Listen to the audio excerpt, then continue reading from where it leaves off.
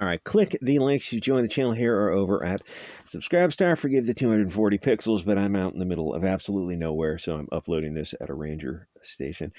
This is about Alex, or I'll say AJ and Ye.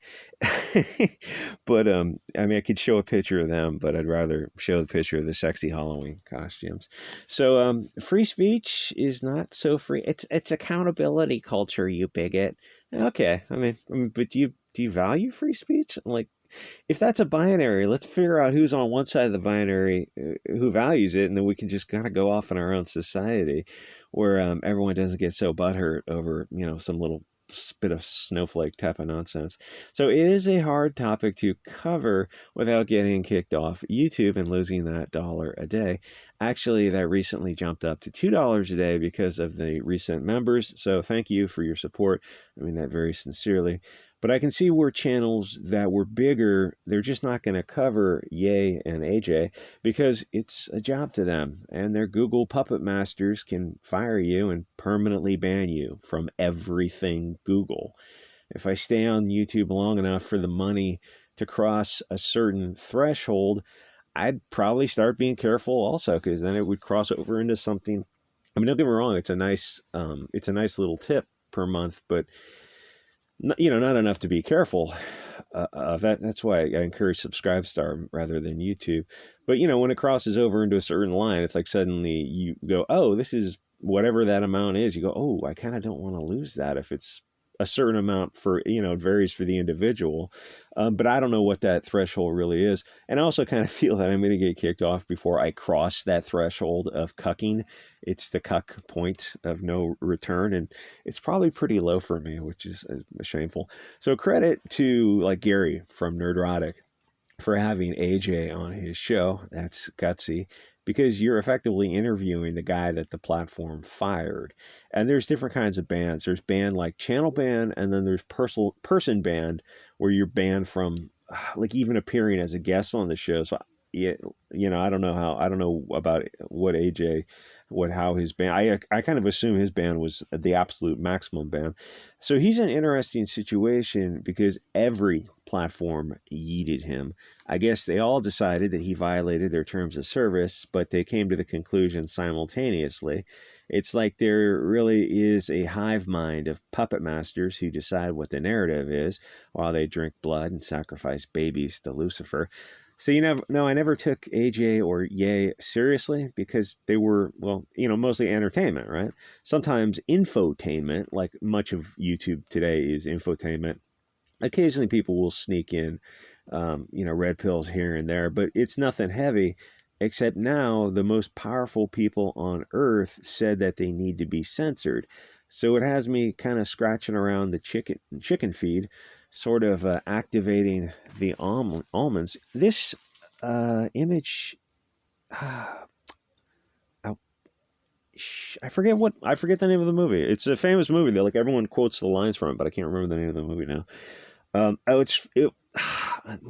It was with that girl who was in that movie about the Volkswagen Bug, Herbie or something. I forget that girl's name.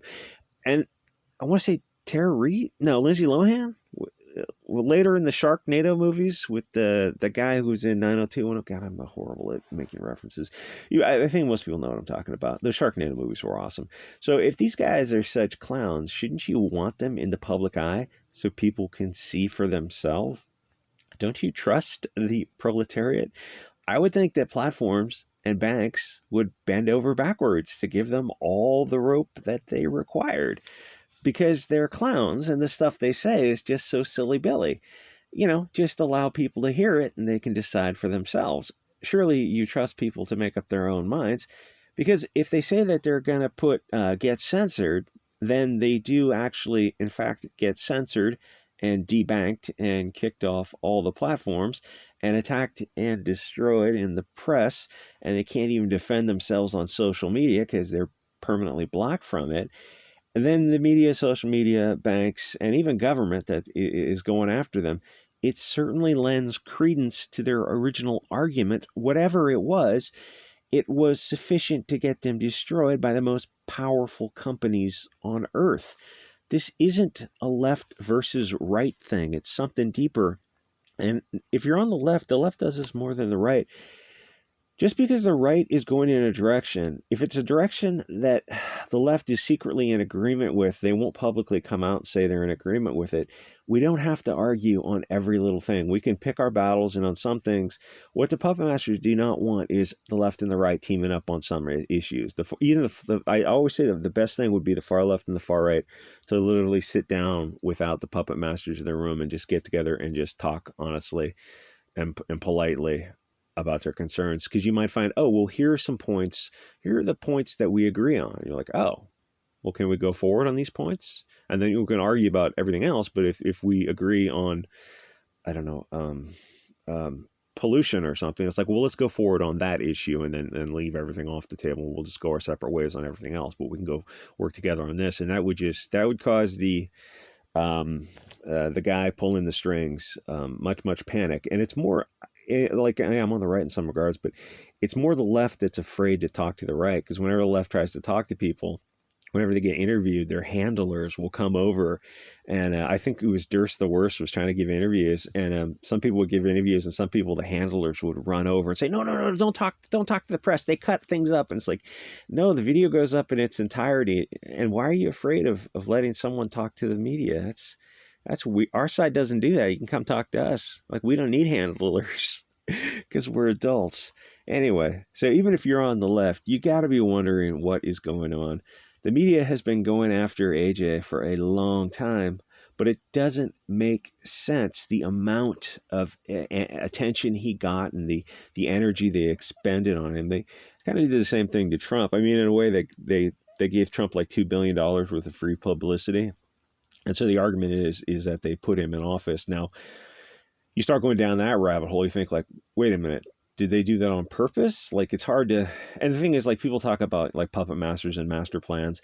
Yes, but people are not all powerful and all intelligent. They don't know, they can't control everything because, I don't know, not the Heisenberg effect, but things are just too chaotic. There's just too many variables to control. So they do things, they do things that might be an own goal, even if that wasn't their intent. Anyway, he's just a normie milquetoast infotainment guy. He covered the news with a little more energy than most people, and he was a little silly, but he covered some good stuff too. He brought points to people's attention that the mainstream media was kind of overlooking.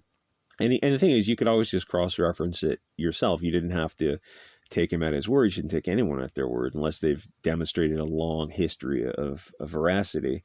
And he said stuff about, Hillary and Soros being baby-eating demons from hell, but everyone knew he was speaking figuratively. And he had a following, but it wasn't insanely large. The mainstream response to him wasn't logical. They kept calling people like him and other YouTubers far right, except they weren't far right. AJ has always been in the middle of the political bell curve, but he liked to dig at stories and find the truth, or lead people to the truth. He'd get close and he'd let you reach the conclusion on your own. How on earth was AJ public enemy number one to the Bolshevik lying press? Most people on the actual right looked at him, Crowder, Mark Dice, Paul Joseph Watson, and all those other types of big channels as sort of controlled ops. They're there to keep you stuck in a limited scope of allowable discourse, but nothing outside that selection was allowed. They agreed to be trapped in a golden cage, and all those guys got paid, and the ones who are still on YouTube are getting paid very well for what they're doing. Now, in their defense, the comment section is where the real conversations took place. To have people have evolved euphemisms and dog whistles to escape the algorithm, which evolves as do the euphemisms, which makes you wonder why Google censors the comment section at all. And what did they turned off the down votes when Biden came in office, I think, for obvious reason, and also because of the Hollywood propaganda movies that are coming out, like those just get downvoted to heck, and they know that, well, okay, we got Biden in office, got his executive branch was just going to get downvoted because nobody watches his live streams. Like, people were all over Trump, but they're not watching Biden's. And then that this Hollywood propaganda is going to come out, and then if you have it like sees that it's got 5 million downvotes and 1 million upvotes for the Little Mermaid, people are going to wonder why are they, like, what's going on. So Google, who owns YouTube, just did away with the downvotes. And I mean, like they'll do whatever they want. It's not YouTube anymore. YouTube has changed so much if you've been around for a while. The thing is, now we do have alternatives. Odyssey and Shing are freaking awesome.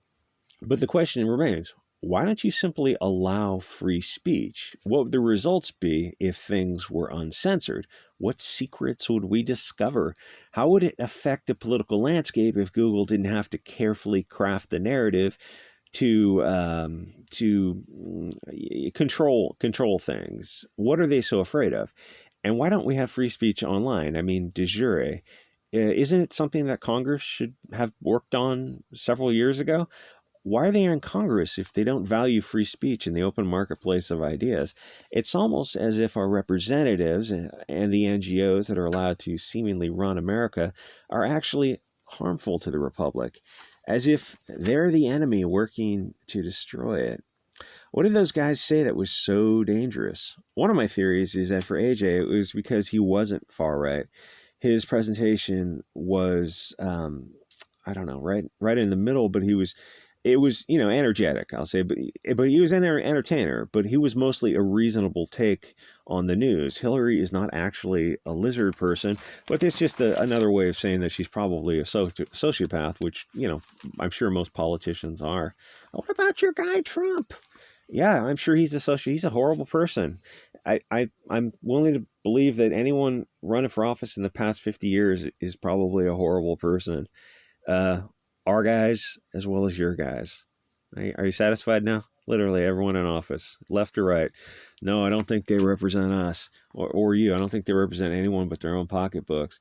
But going after some people and not others, they're sending a signal that those people are touching the third rail.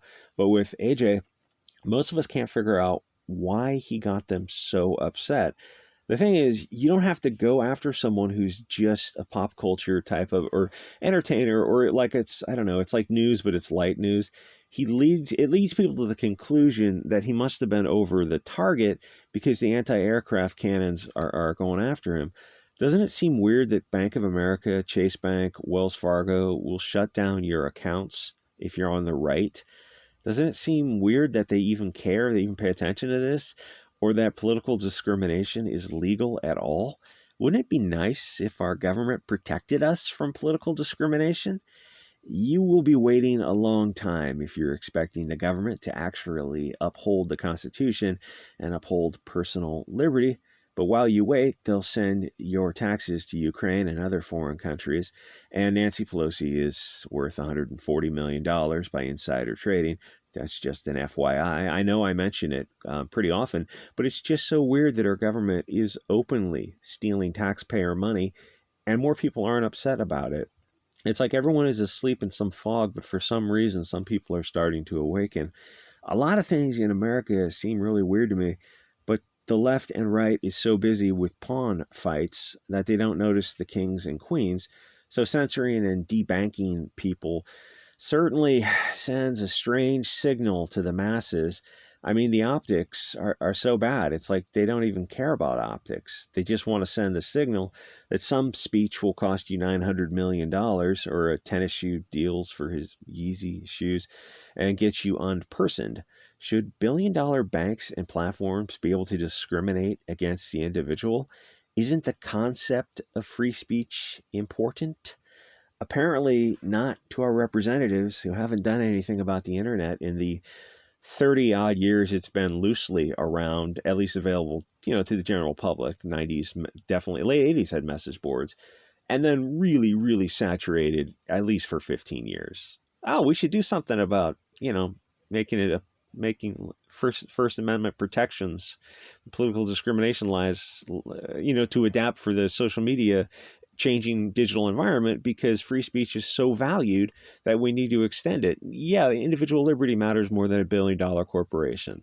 Yes, to that extent, we don't need laissez-faire capitalism to allow Google to control the narrative because then they can control elections. Between Google and Twitter, why would we allow that? Yeah, it's weird. There's 535 people in the Senate and Congress aren't doing anything about it. No, I mean they're getting wealthy, very, very, very wealthy off of government money. No, it's taxpayer money. we're working for them. And then they pay the money overseas, and I'm holding my fingers up in air quotes, but then they invest in companies so that taxpayer money goes there. There's a if you did a list of people in office who are worth, like, say, over $20 million, turns out there's quite a few of them who are over $20 million. You go, oh, so that doesn't make sense. How'd you get that money in office when you only got paid? I mean, they get paid quite a bit in office and a lot of perks, but not $20 million perks. Like, why are they allowed to trade when they're in office? You know, that's weird. Isn't that weird? Shouldn't they? Oh, you're asking Congress to police themselves? That's like asking the media to report on themselves. Maybe the FBI, the corrupt FBI, will report on, arrest the corrupt FBI. Yeah, you'll be waiting a long time for all that. Anyway, join the channel if you can. Support me on Subscribestar if you wish. It's Subscribestar is $2 a month. I think YouTube is $3 a month, so it's a better deal over at Subscribestar. And I will see you guys on next episode.